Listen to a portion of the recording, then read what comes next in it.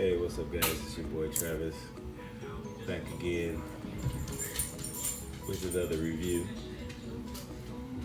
This time, taking a look at Variable Action Heroes Ruler.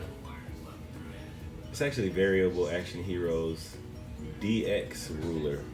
So, the review nobody asked for, but I'm doing it anyway because I haven't seen any reviews online about this character, which I didn't understand at first. Let's take a look at the box. Here's the front of the box here. It's got a picture of her in a clamshell. Pretty good picture. Let's get the side of it, back of it. It's got the faces and some poses. Like particularly this pose, it kind of made it look like she didn't have any leg articulation, but she actually has quite a bit. This is a pretty good picture too. Take a look at that. And that's pretty much it for the box. All right, so first you gotta hit the dab first. As you can see, she can stand on her own pretty well, but let's take a look at the aesthetics. Get close up here. Oop. On her face. I haven't seen this particular Fate series yet, but this character always looked cool to me, so that's why I went on ahead and picked it up. Face looks pretty good, pretty detailed, typical anime face. She reminds me a little bit of why is it? Why can't I think of it right now? I can't remember her name. It's one of my favorite characters. I don't know why, but yeah, the chains around her neck painted really well. Those are actually connected to the chest. Yeah, we'll talk about that in a minute, but I'll just leave it off for right now. The armor around her body here is really soft plastic, so you don't have to worry about that. The armor on the gauntlets look really good. The rest of the skirt looks pretty good. And you got her boots, they look really good too.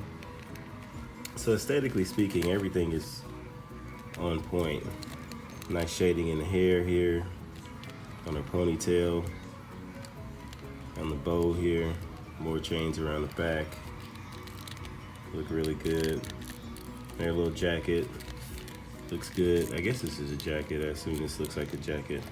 This doesn't, this is somewhat of a soft plastic, but you can't really move it. I feel like if you move it too much, you actually might break it, so probably not a good idea. Then she has this floating piece here that holds her sword, and I'll get to that in a minute. But aesthetically speaking, she looks really good. I assume this is what the character looks like on the anime. I haven't seen it yet. I do plan on seeing it, or plan on watching it, but I just haven't gotten to it yet.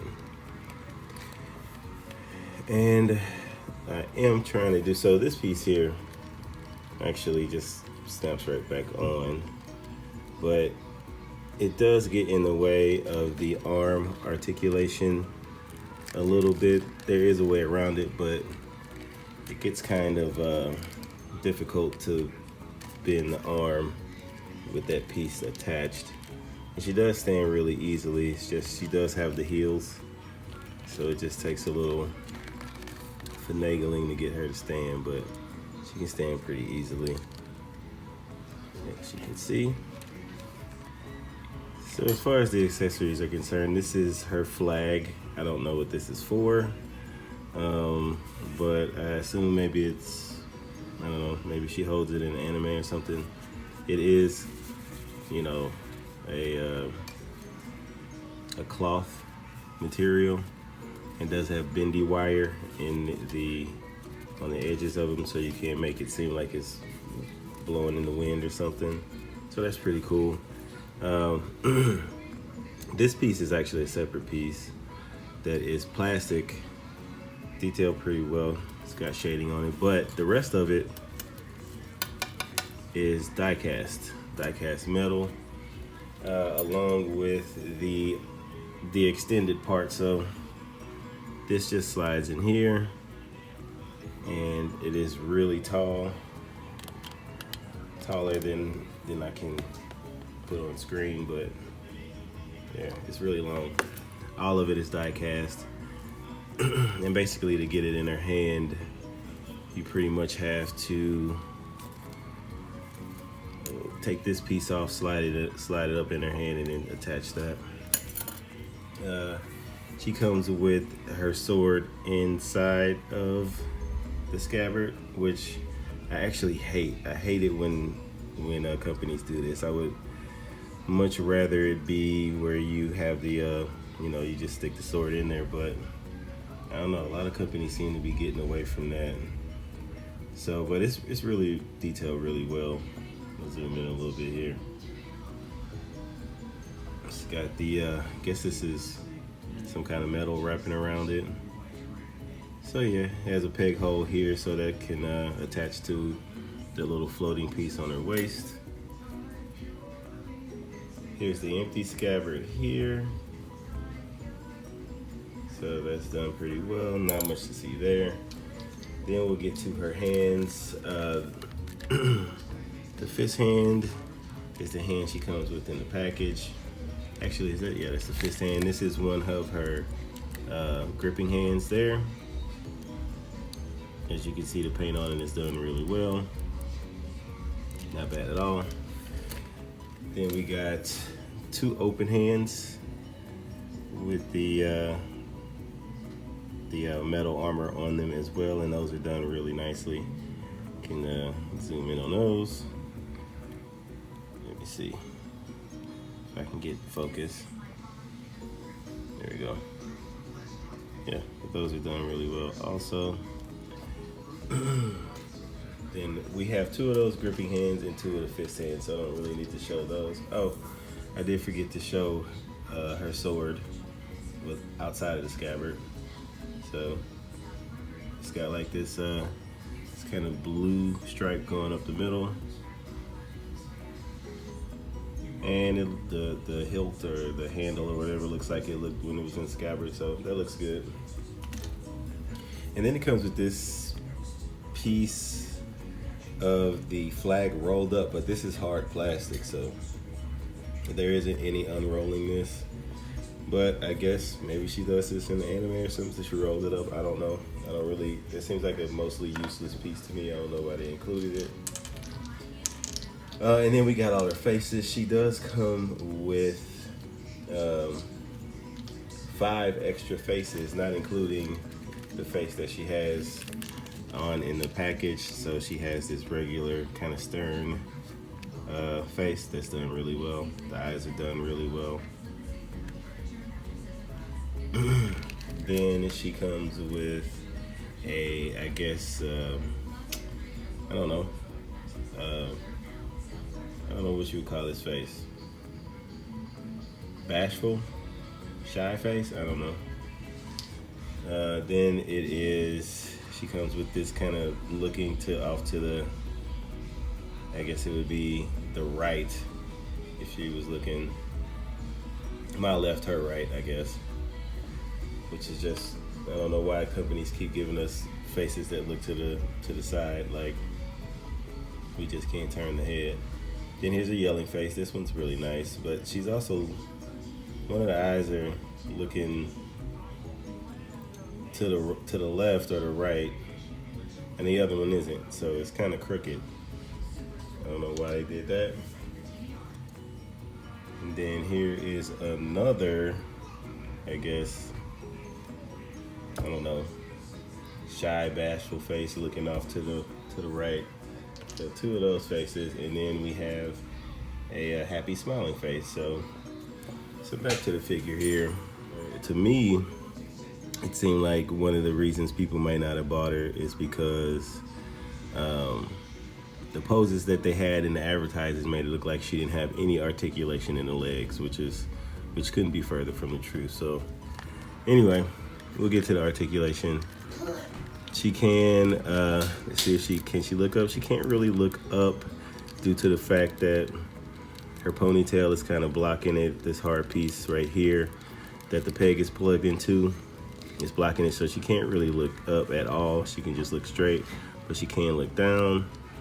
Obviously can spin her head around, and she does go a little bit to side. You know, she can't, like I said, she can hit the dab if she wanted to. But she has a pretty good, decent head articulation here. I'll actually show you what she has. I've never taken this face off, so it might be a little sticky right now, but let's see. What does she have in there? Probably a ball hinge, I would assume. Yep, ball hinge, which is obviously not the best design in the world by any means. I don't know why companies like you know, make things more difficult than they have to be. You can easily do something like a double ball peg or something like that. Like this Broly here, double ball peg there. I think this Majin Buu right there is a double ball peg, and they have a pretty free-flowing head articulation. Real easy for a double ball peg to be in there. But anyway, it's not the worst thing in the world, but they could have definitely done better, especially for the price that they were trying to charge for. As far as the waist is concerned, she does have a diaphragm joint there that can spin all over the place, rock back and forth, tilt or crunch forward a lot. That's not even using any of this waist. A ton of movement forward. You do get some gapping in the back.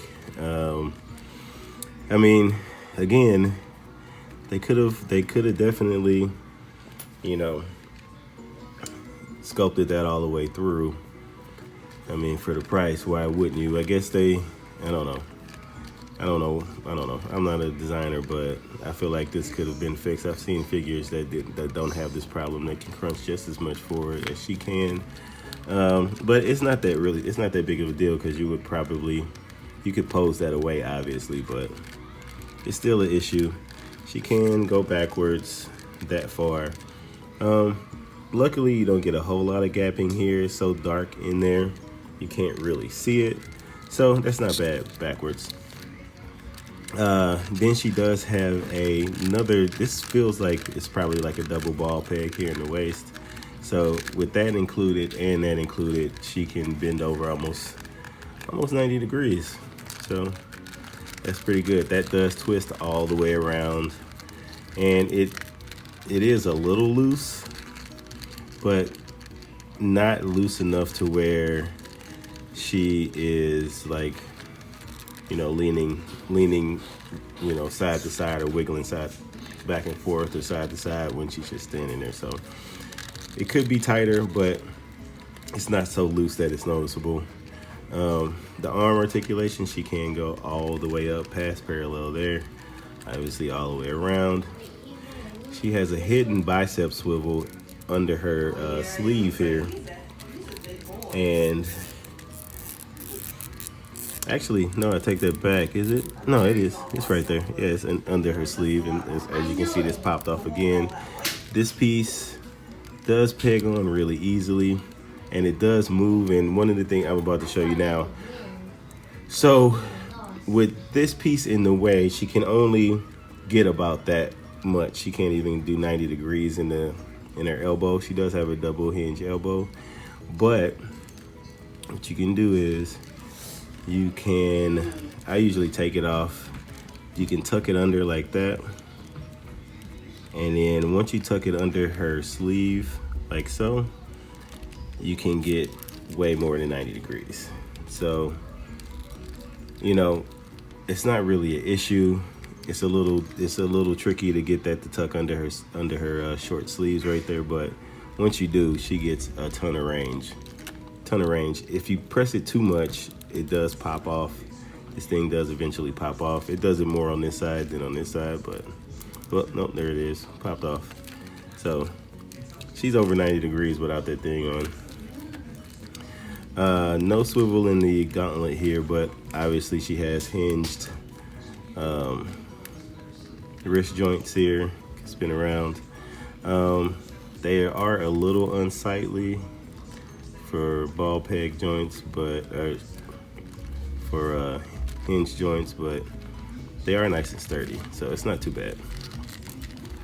As far as the leg articulation is concerned, these pieces are soft pieces, so you can move them all out of the way, and they do cover up really nicely from the back and the front. You know, her leg might stick out a little bit there, trying to be a lady, but you can move these pieces out of the way, and you can get you can't move these all the way out of the way, so you can get the splits about that far, and it's pretty damn good. She can go back, not really go back that much because of the skirt here, but she can go really far forward, and that is a problem I didn't mention. Can go far forward, over 90 degrees on the knee, and she can hinge up, not really much at all, down. She does have a toe joint, and she does have a little ankle tilt, so that's pretty good.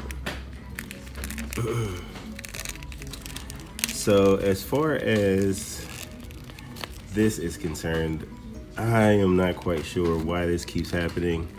As you can tell in here, it's not much of a peg. It's basically just a friction peg, but it doesn't hold that great, especially when she's holding her flag. If you try to get her to hold the flag in that arm, it can be done, but it will definitely weigh her down, because this joint, although it's good with nothing in it, once she puts that die cast metal in her hand, it just weighs it straight down. I have posed her with it in her hand, just standing straight up, holding it like on the pictures on the box. It's not hard to do, but I wouldn't say it's the easiest thing to do either. Let's go ahead and get to some comparisons real quick, because this video is getting a little bit long in the tooth. So let's get some other figures out here and compare them.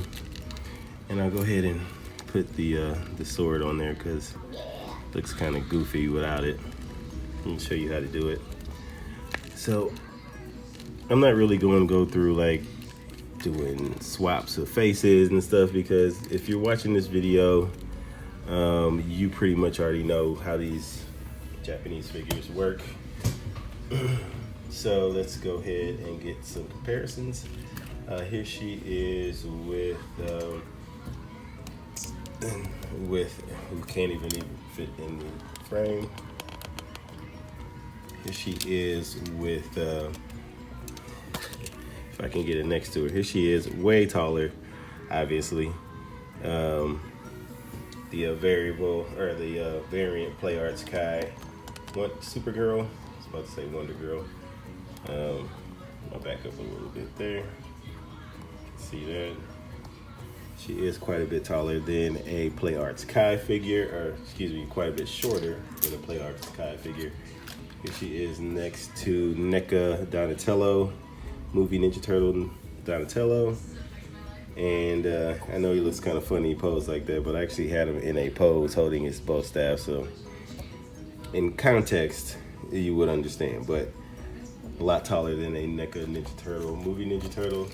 Here she is next to, I don't remember what line this was from, but Saber, and this is who I was trying to think of earlier, who she reminds me of, who this character reminds me of. She reminds me of Saber. I do have a much better Saber than this, but she's all packed up and I don't have her with me today. So this is the saber that I can compare it to, but she's really short. I think I did a review of this saber. I may not have. Yeah, I mean, if anybody wants to see a review of this and I don't have it on my channel yet, just hit me up and I'll review it. Here she is with Spider Gwen, Revoltech Spider Gwen, obviously much taller than Revoltech figures. Here she is next to SH Figure Arts, the original Broly, the OG Broly.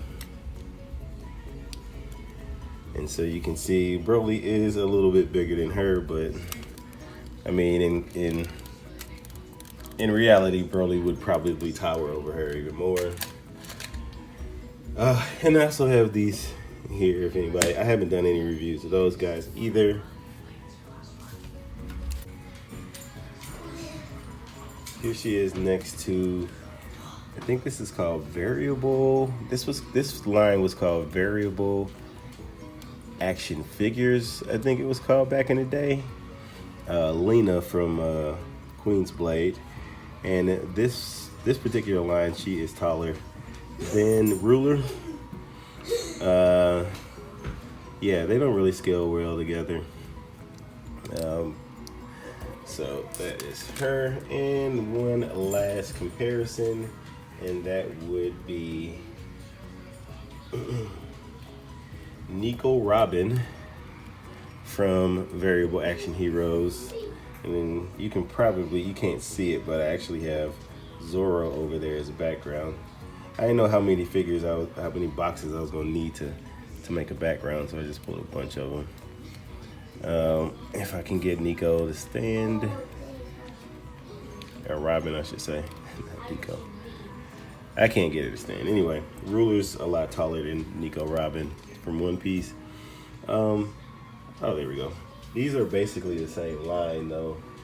I assume the DXs are bigger. I'm not quite sure. There's not a whole lot of DX figures from Variable Action Heroes. But anyway, that's pretty much it. I think I covered all the bases.